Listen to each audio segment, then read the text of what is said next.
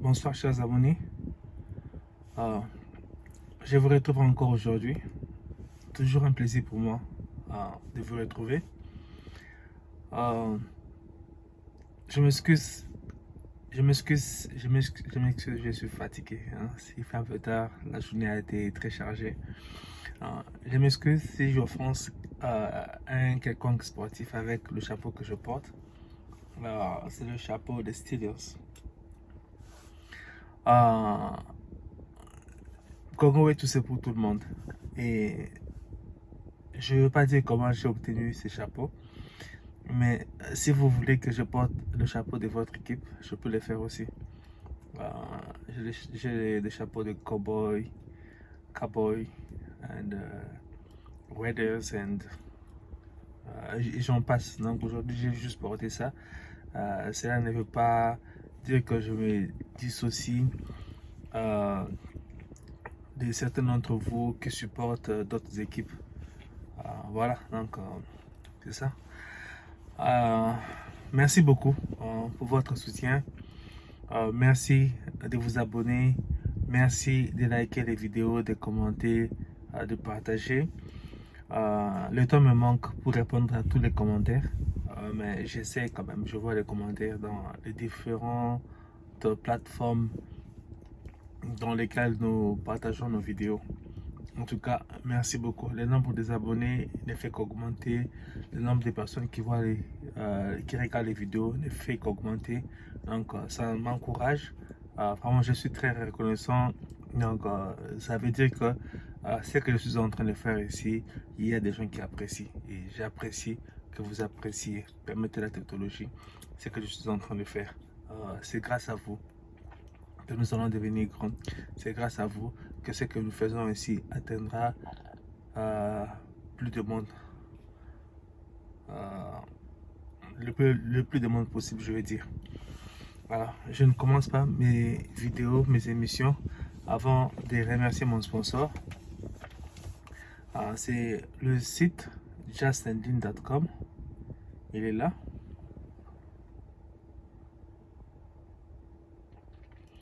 Alors aujourd'hui, je vous présente voilà, cette chemise pour hommes. C'est une chemise de luxe cintrée. Alors bon, elle coûte 99$, presque 100$. Donc vous pouvez l'acheter en et puis faire un paiement en 4 tranches puisque c'est au-delà de 50$. Donc vous pouvez l'acheter puis faire un paiement de, je pense, 24$, 24$ quelque chose, 24$, 24$, 24$, 24$, 24$, 4 paiements, vous aurez la chemise. Donc ça vous permet de l'avoir maintenant moins cher et puis d'économiser un peu, donc d'orienter vers autre dépenses l'argent que vous pouviez dépenser le reste d'argent que vous pouviez dépenser dans l'achat de la chemise. Voilà. Il y a des articles pour femmes aussi, hein. Il y a beaucoup de choses. Parcourez le site, il y a vraiment beaucoup de choses que vous allez aimer. Et vous pouvez aussi scanner ce QR code, ça vous amène dans le site. Le site est là, justandin.com.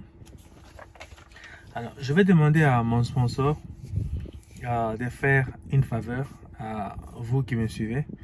Donc, je vais lui demander un code de promotion que je vais pouvoir partager avec vous. Bon, ça sera bien sûr sur des articles sélectionnés par lui-même. Donc, si vous achetez puis vous tapez, vous entrez ce code-là, j'espère qu'il va accepter de le faire, qui va créer. Donc, ça va vous donner une certaine réduction. Donc, ça sera pour vous encourager, vous qui me suivez, vous qui supportez la société Justandin à travers Congo et tout. Donc, c'est une façon de manifester notre reconnaissance envers vous. Et voilà. Alors, je vais montrer quelque chose, une chemise pour les hommes. Alors, je vais aussi montrer quelque chose pour les femmes. Bon, pour qu'on ne dise pas que j'ai fait de la discrimination, j'ai privilégié les hommes et j'ai oublié les femmes. Donc, je ne fais pas de cela. Alors, bon, il y a...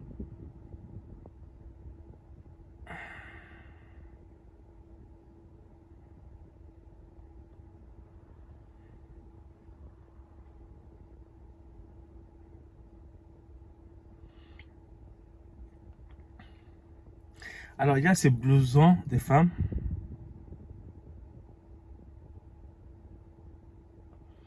Ça, c'est en cuir. Alors, ça coûte 525 $. Vous pouvez faire achat en 4 paiements. Ça va être 130 quelque chose, je pense. 130 quelque chose, 130 quelque chose pendant, en fait, bon, 4 paiements.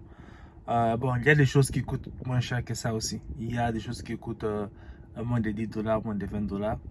En fait, les sites, c'est pour tout le monde. Ceux qui peuvent beaucoup dépenser, ceux qui peuvent moins dépenser, peuvent s'y retrouver. Donc, c'était un peu long. Je dois parler de mon sponsor pour lui permettre de continuer à me sponsoriser. Si vous voulez me sponsoriser, je ferai pour vous ce que j'ai fait pour lui. Donc, merci beaucoup. Aujourd'hui, nous allons parler... bon, nous parlons des élections et puis nous allons parler de l'insécurité à l'est du pays ou du dossier de la sécurité à l'est du pays. Alors, le dossier le plus important, c'est la sécurité. Donc, puisque sans sécurité, il n'y a pas d'élection. Sans sécurité, il n'y a pas de travail. Donc, il n'y a pas de développement, il n'y a pas de prospérité, il n'y a rien, il n'y a rien, il n'y a rien. Sans sécurité, il n'y aura pas des gratuités de l'enseignement, il n'y aura pas des gratuités de soins de santé, donc il n'y aura rien. La sécurité est vraiment importante. Alors, on a suffi ces derniers jours, en fait, le comportement du M23, c'était un peu qui avait débordé, comme on le dit, dans les Nyiragongo. Alors, en fait, ils ont tenté d'occuper Nyiragongo pour se rapprocher de Goma. Et vous savez que Goma, c'est l'une des grandes villes du pays. Donc, s'ils prennent Goma, ils vont monter les enchères. Et donc, ça sera pas une bonne chose parce que les enchères vont monter. Et ils vont demander plus qu'ils demandent maintenant. Et cela pourrait pousser le gouvernement à aller négocier, à aller parler avec le M23 ou avec le Rwanda. Ce que nous ne voulons pas, c'est que le gouvernement ne veut pas, puisque nous connaissons ces films-là. Donc, dialogue, accord, on nous infiltre. Et puis encore, rébellion, accord, on nous infiltre. Et puis, rébellion, accord, on nous infiltre. On a compris cela, on ne veut plus s'engager sur cette voie-là. Alors, j'aurais appris qu'un avion rwandais a tenté de traverser la frontière pour aller renforcer les M23 du côté, je pense, Kipumba ou quoi là. L'avion a été immédiatement abattu par notre armée. Immédiatement abattu. Alors, vous vous rappelez qu'il y avait un avion de militaires congolais qui avait survolé le Rwanda sans être inquiété et les retourner. Et après, vous vous rappelez qu'il y avait un avion militaire congolais encore qui survolait l'espace aérien congolais. Et l'avion avait été attaqué par 2 missiles venant du Rwanda. Et les missiles avaient explosé. L'avion n'était pas touché. En fait, il y a eu, je pense, des petits dégâts et puis ça a été réparé. Mais là, le Rwanda a essayé de violer l'espace aérien congolais. L'avion a été immédiatement abattu. Immédiatement abattu. Donc, c'est pour dire que l'armée, les FARDC sont vigilants. Donc, ils se sont préparés. Rappelez-vous qu'en plus des unités qui avaient déjà été formées et déployées au pays, le président avait annoncé que 40 000 autres militaires donc finissaient leur formation donc pour être déployés au pays. Donc je ne sais pas si je peux dire qu'en un an, nous avons formé plus de 100 000 militaires. Je ne sais pas, mais c'est beaucoup. C'est beaucoup, c'est beaucoup, c'est beaucoup. Et rappelez-vous que quand Fachi était à Bruxelles, avant de retourner au Congo, venant de New York, il avait dit que voilà, que la guerre que nous connaissons à l'Est est sur le point d'appartenir au passé. Il avait dit que c'est juste question de quelques mois. Et il avait dit que j'espère qu'ils se sont bien préparés. Donc, pour une façon de mettre en garde toutes les personnes ou tous les pays qui veulent continuer à s'aventurer au Congo, piller les ressources naturelles et puis tuer les Congolais. La question de l'insécurité à l'est du pays, c'était vraiment une question à ne pas prendre à la légère. Donc avec tous les efforts que le gouvernement a consentis au départ, nous nous sommes rendus compte que la chose était vraiment très compliquée. L'armée était infiltrée, donc ce qui fait que toutes les opérations que voulait mener l'armée n'aboutissaient pas parce qu'il y avait des infiltrés dans l'armée. Il y avait des détournements des armes dans l'armée au profit des rebelles, des miliciens du M23, donc bras droit du Rwanda au Congo. Il y avait les salaires des fonctionnaires, des militaires, la sorte des militaires détournés, les effectifs fictifs, donc un nombre de militaires qui n'existe pas sur le terrain. On gonfle le nombre de militaires juste pour soutirer de l'argent au gouvernement, mais sur le terrain, ce n'était pas le cas. Donc on a beaucoup travaillé là-dessus et l'armée est redevenue efficace. L'armée est redevenue professionnelle. Et puis ça faisait des années qu'on n'avait pas recruté des gens dans notre armée. Donc l'armée commençait un peu à vieillir. Là, on a beaucoup recruté, on a recruté beaucoup de gens. Donc l'armée a renouvelé sa force. Et donc ils sont bien formés. Donc prêts à tout. Alors, le gouvernement congolais a montré qu'il y a par vidéo, en plus ce sont les vidéos de la MONUSCO, comment les militaires rwandais traversent la frontière du Congo pour renforcer les M23. Alors aujourd'hui, le vice-premier ministre en charge de la diplomatie, donc des affaires étrangères, s'est entretenu avec certains diplomates au Congo, accrédités au Congo, en présence du vice-premier ministre chargé de la défense et d'autres membres du gouvernement. Alors, écoutez ce qui a été dit.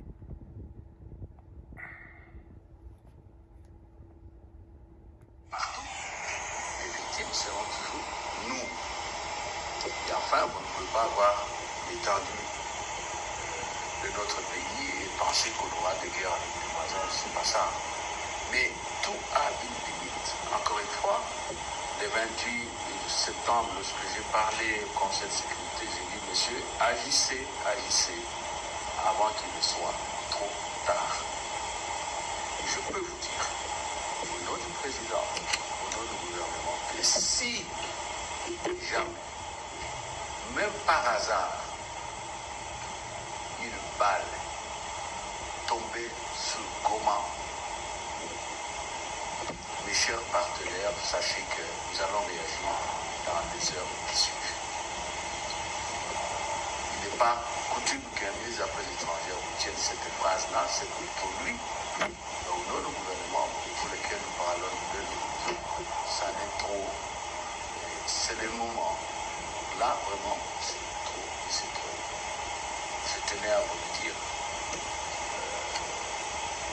Le ministre de la Défense vous a donné notre tonalité et là on prendra témoin.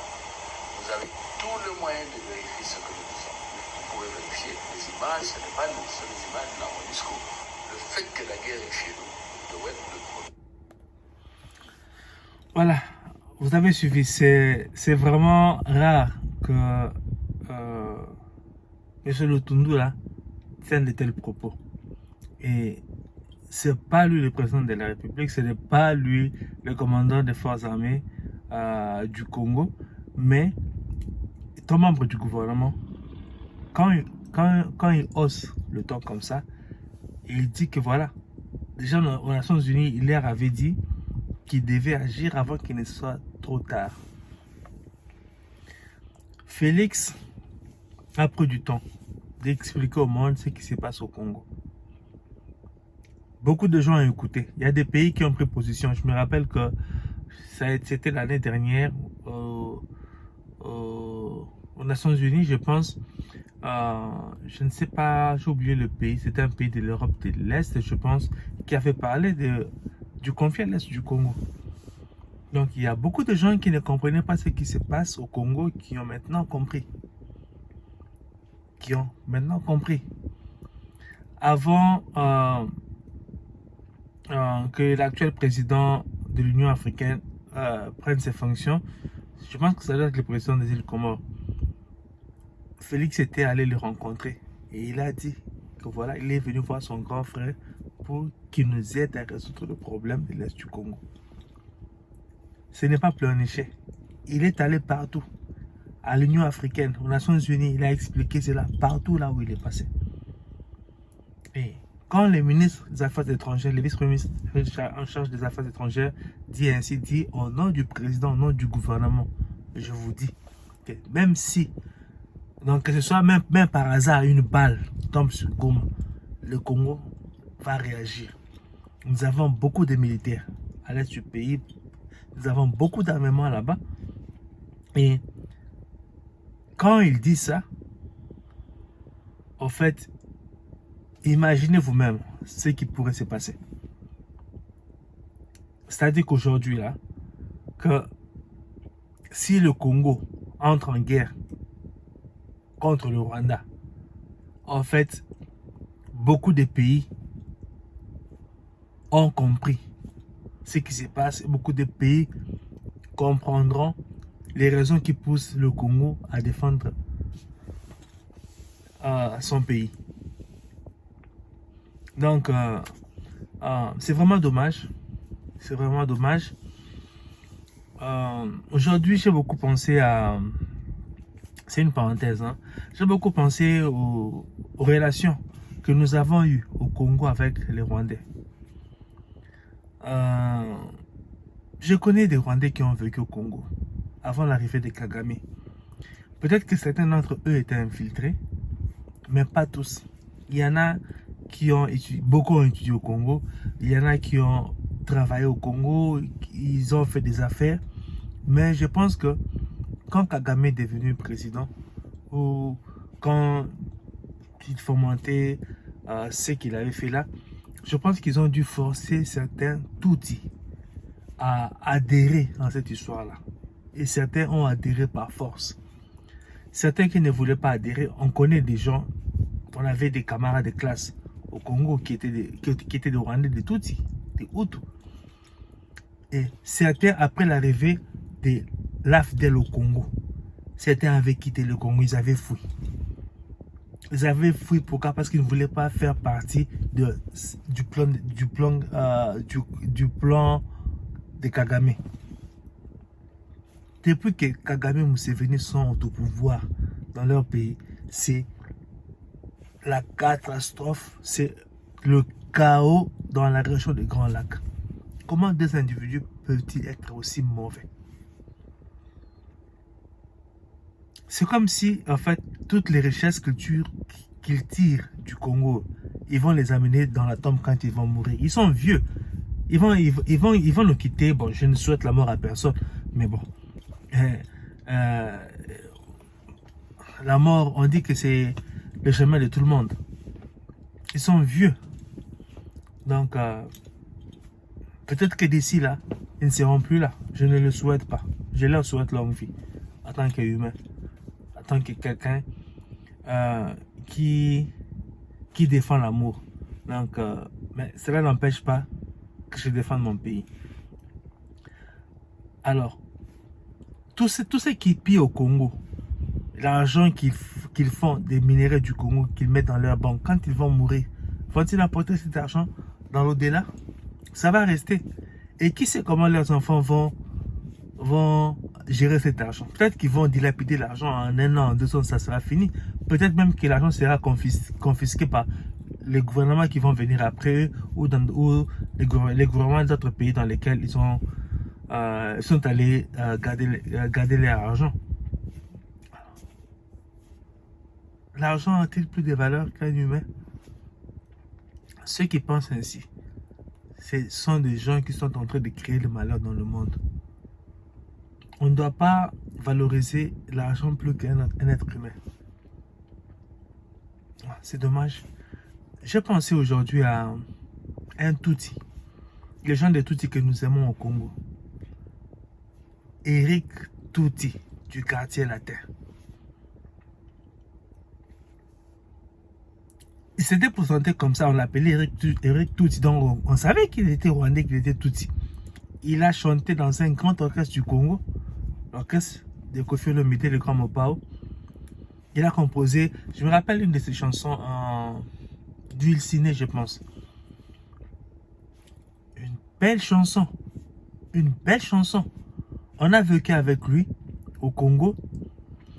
Et regardez même dans le clip, il s'est habillé comme un Congolais. À l'époque comme un Zaïrois. Il s'est habillé comme un Congolais. Et il n'y a pas beaucoup de gens, il n'y a pas beaucoup d'étrangers qui arrivent à chanter comme des Congolais. Eric Touti l'a fait. Et selon ce que j'ai suivi d'une vidéo de Koffi, c'est Eric Touti qui a amené Fally Ipupa chez Koffi Olomide. C'est Koffi qui l'a dit lui-même. Je pense qu'il avait besoin d'un musicien. Et puis, il a parlé avec Eric Touti. Eric Touti lui dit que voilà. Non, je pense qu'il est parti seulement. Après 2 heures, il a amené Fally Ipupa chez Koffi. Et Koffi demande à Fally, est-ce que tu sais chanter? Non, voilà, il fallait chanter. Et puis, est-ce que tu sais danser? Fally lui dit, en tout cas de ce côté-là, donc, ne craignez rien. Et voilà ce que Fally est devenu aujourd'hui en passant par le quartier latin. Une grande star de la musique congolaise et une grande star pas seulement du Congo et de l'Afrique.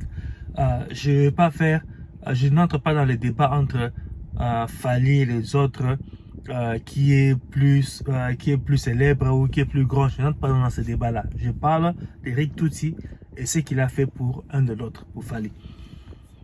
Bon, du quartier latin, il y a aussi Ferré qui est sorti. Bon, Ferré est passé par Wenge et ainsi de suite. Mais Ferré, c'est aussi un grand au Congo et c'est aussi un grand en Afrique. Donc, il y a beaucoup de musiciens qui sont sortis, hein, les Héritier, Fabricas et tous ces autres-là. Donc, ils font de la bonne musique. Donc, je les aime, je les encourage. Donc, si je ne veux pas créer de la polémique, je parle d'Eric Touti. Et donc, ce qu'il a fait pour un de nôtres. Donc, Eric Touti a contribué au destin de Fally Ipupa. Fally est devenu Fally, que nous connaissons aujourd'hui là, en partie parce qu'Eric Touti l'a amené dans le quartier latin. Et la fierté que tire Koffi Olomide d'avoir sorti quelqu'un comme Fally, c'est parce que Eric Touti, un Touti rwandais qui vivait avec nous de bon cœur, a amené Fally Ipupa chez Koffi Olomide. Il faut aimer quelqu'un pour faire ça. C'est-à-dire que Fally Ipupa et Eric Touti étaient vraiment des amis. Étaient vraiment des amis. Et Eric Touti n'a pas amené un autre Touti chez Koffi. Je ne sais pas s'il y en avait qui pouvaient chanter, je ne sais pas. Peut-être, peut-être pas. Il a amené Fally. J'espère que Eric Touti et Fally sont toujours en bon terme, qu'ils peuvent toujours se parler. Et j'espère que Koffi et Eric Touti aussi. Donc j'espère qu'ils sont toujours en contact, qu'ils ont de bonnes relations. Voilà les gens, les Tutsis que nous voulons. Des Tutsis qui vivent paisiblement avec les Congolais. Si j'avais le temps, j'allais jouer cette chanson du ciné d'Eric Touti. Et j'allais aussi jouer la chanson Éternellement, la première chanson de Fally Ipupa dans le quartier latin. C'est grâce à Eric Touti que Fally Ipupa pu sortir la chanson Éternellement dans le quartier latin. Bon. je ne dis pas qu'il fallait pas, ne mérite pas. Donc, il est talentueux, il chante bien, il danse bien, il est talentueux. Je suis juste en train de montrer comment un tout a vécu avec ses frères congolais. Donc, bon, c'est dommage. Ce que Kagame et Museveni sont en train de créer dans la sous-région, en train de diviser des peuples qui vivaient en harmonie ensemble. C'est vraiment dommage. Et puis, il y a une autre vidéo que je vais vous faire suivre, c'est là, écoutez. Aussi bien à Genève qu'à Paris, que l'obstacle rédhibitoire que M. Katumbi pourrait avoir pour la présidentielle, ce n'est peut-être pas ces problèmes judiciaires actuels. Pas ces problèmes judiciaires, comme je vous ai dit, le magistrat du parquet peut décider de classer le dossier pour lequel il est toujours interrogé, tout comme le juge d'appel, puisqu'il a fait appel dans le dossier de sa condamnation, le juge d'appel pourrait prendre une décision contraire. Si le juge d'appel dit qu'il est innocent et que le ministère public ne va pas en cassation contre cette décision-là, il devient libre. Si le magistrat instructeur du dossier décide, disons, de classer le dossier pour une opportunité de poursuite, ça s'arrête. Donc c'est ce que j'ai expliqué, j'ai dit, le problème de fond qu'il a, c'est la Constitution. M. Katumbi est un des grands défenseurs de l'article 70 de la Constitution, qui dit que le président de la République est élu pour un mandat de 5 ans renouvelable une seule fois. Mais tous ceux qui invoquent l'article 70 de la Constitution oublient d'autres articles de la même Constitution. L'article 10 de la Constitution dit la nationalité congolaise est une exclusive. Quiconque a pris nationalité étrangère ne peut pas se présenter à la magistrature suprême. Et le porte-parole de M. Katumbi a été la première personne à dénoncer Sami Badibanga comme une nationalité belge. Nous avons vérifié, effectivement, il a une nationalité belge. Bon, et on a dû dire à M. Sami Badibanga de choisir. S'il restait belge, il ne peut pas être Premier ministre. Et c'est ce qu'il a fait. Et M. Sami Badibanga a dû introduire la procédure pour renoncer à sa nationalité. Et ce que les gens ne savent pas, c'est qu'il a fait l'objet de deux ordonnances de nomination. Donc ça veut dire que aujourd'hui, l'administration congolaise, à travers ses services, a dû faire des enquêtes approfondies et possède toute une série de documents, pas seulement contre M. Alors, vous avez suivi. Ça, c'est Tambwe Mamba. Aujourd'hui, il veut revenir sur ce qu'il avait dit avant. Pour dire que, en fait, le problème de la nationalité de Katumbi, en fait, il n'y a pas. C'est un faux débat. Il paraît que c'est ce qu'il est en train de dire aujourd'hui. J'ai vu un article, je n'ai pas eu le temps de le lire, mais selon des commentaires que j'ai suivis à gauche, à droite. Donc, il paraît qu'il veut dire ça. Alors, les gens ont sorti cette vidéo de lui-même qui parlait de Katumbi. Il est en train de dire ici que le gouvernement congolais, déjà, savait que Katumbi n'avait pas la nationalité congolaise. Et Kamitatu, qui est le porte-parole de Katumbi, il était le premier à révéler aux gens que Sami Badibanga était belge. Donc il avait été nommé par Kabila Premier ministre. Et Sami Badibanga, au départ, il est congolais. Il y a beaucoup de Congolais qui ont acquis d'autres nationalités. Bon, chacun a ses raisons. Mais on sait que Sami Badibanga, son cœur est au Congo. Et un autre Congolais, Kamitatu, donc il tacle ainsi son frère congolais juste parce que lui défend quelqu'un qui n'est pas congolais. Et il veut que celui qui lui défend qui n'est pas congolais soit au pouvoir. Et voilà ce que Tambwe Mamba dit. Clair que le problème de Katumbi, c'est la constitution. Donc la nationalité congolaise, elle est une. Et Katumbi, on sait, il est allé se plaindre auprès des Juifs qu'on ne veut pas qu'il soit président parce qu'en fait on pense qu'il ne sera pas fidèle à son pays. De quel pays parler du Congo ou bien parler d'Israël? Alors, et puis son frère a dit clairement que lui et Katumbi, leur papa, est un juif italien grec, je pense, comme ça. La maman de son grand frère était zaïroise, donc congolaise, et lui, sa maman, Katumbi, est d'une maman zambienne. Son grand frère l'a dit. La nationalité congolaise, il a acquise quand? Et s'il a acquis la nationalité congolaise, a-t-il renoncé à d'autres nationalités? Est-ce qu'on peut devenir président du Congo après avoir acquis la nationalité congolaise? C'est clair. C'est clair.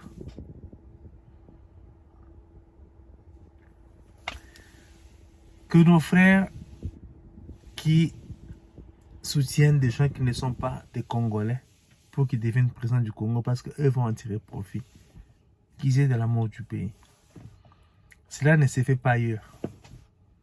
Et pourquoi veulent-ils cautionner ce qui est mal au Congo juste parce qu'eux vont se retrouver quelque part? Et en plus des candidats qui ne lèvent pas leur voix contre ceux qui nous font du tort à l'est du pays. Ceux qui violent nos sœurs, nos mamans, qui tuent nos papas, qui tuent nos frères. Et c'est là pendant des décennies. Ça doit quand même changer.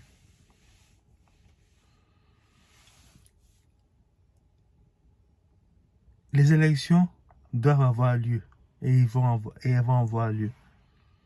C'est un moyen que nous avons pour parachever notre indépendance politique. Pour que ceux qui dirigent le Congo, ceux qui ont les pouvoirs politiques au Congo, soient des Congolais élus par des Congolais. Et ça dérange beaucoup. Ça dérange beaucoup de personnes qui ne veulent pas de cela. Parce que le Congo est trop riche, il faut toujours maintenir le Congo dans le désordre, dans le chaos, le dialogue pour qu'il se retrouve au pouvoir et que le pillage de nos ressources continue. Chers sœurs et frères congolaises et congolais, soyons prudents. Veillons à ce que nous allions aux élections dans les délais. Veillons à ce que ceux que nous allons voter, élire demain, soient nos frères et nos sœurs. Des gens qui vont travailler pour le Congo.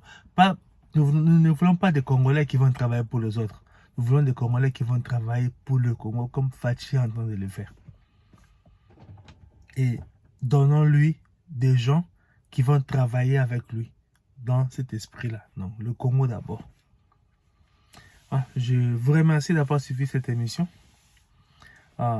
Abonnez-vous, commentez les photos, les vidéos, likez, partagez.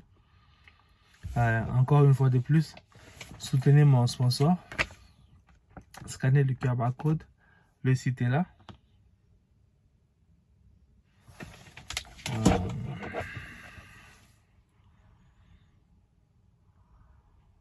Il est aussi là. Alors, quand vous allez dans le site,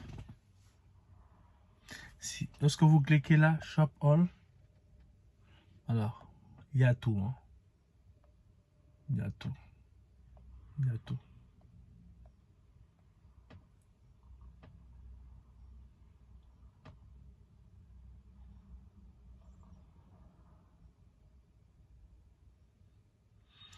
Alors, c'est manteau pour femmes.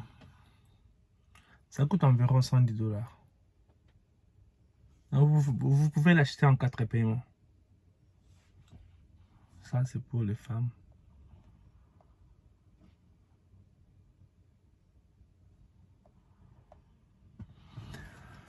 Et voilà, donc c'était pour moi un plaisir d'être avec vous, comme toujours. Je suis toujours content d'être parmi vous. Je vous remercie pour votre support et à la prochaine. Portez-vous bien en attendant.